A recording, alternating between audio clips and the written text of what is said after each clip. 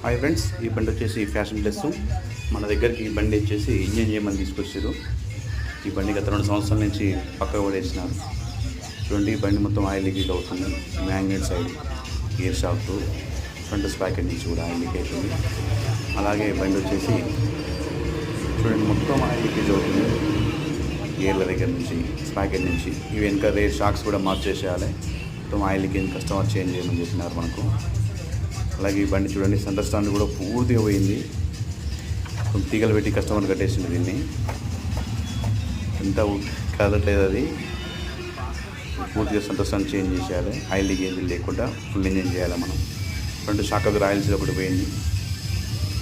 ఆ shock oils oil change చేసేయాలి. చూడండి, కిక్ షాఫ్ట్ నుంచి కూడా ఆయిల్ లీక్ అవుతుంది. పూర్తిగా ఆయిల్ లీకేజ్ అనేది బండి స్టార్టింగ్ లేదు. బండి మూల చేసారు బో దగ్గర నుంచి, కిక్ షాఫ్ట్ నుంచి.